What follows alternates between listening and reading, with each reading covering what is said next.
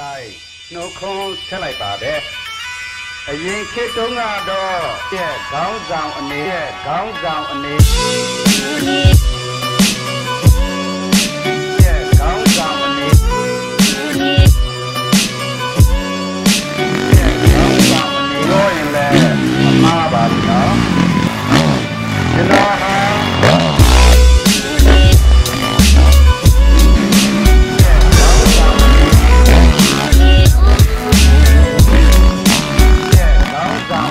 J'ai arrêté les études à l'âge de 20 ans après mon BTS. J'ai travaillé petit à petit. L'année dernière, j'ai fini second derrière Josh Salfranck. Et cette année, pour moi, il fallait que je gagne et puis c'était pas autrement, quoi.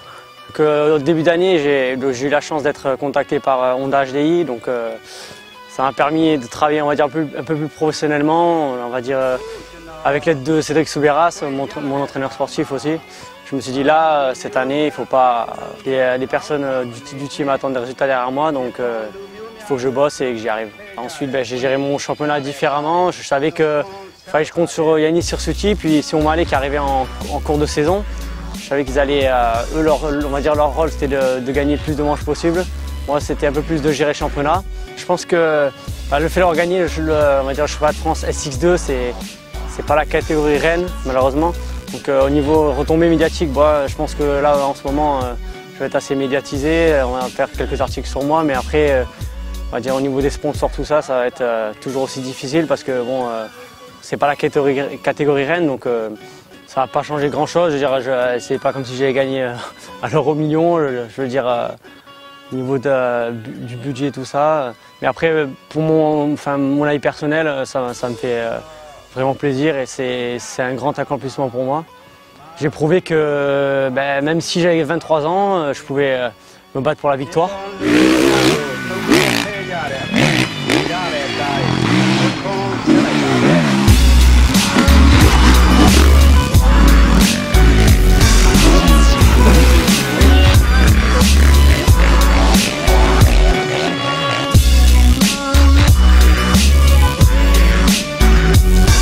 C'est vrai que si tu n'es pas dans les premiers, on va dire dans les 3 premiers, pour en vivre facilement, je pense que c'est vraiment difficile. Je veux dire, faut avoir la chance d'avoir des parents qui aident derrière. Donc faut pas rêver. Je veux dire, il faut de l'argent pour faire le motocross, supercross. J'ai déjà un contrat habillé avec Shot qui m'aide beaucoup. Et pareil pour les casques Scorpion, les lunettes Smith.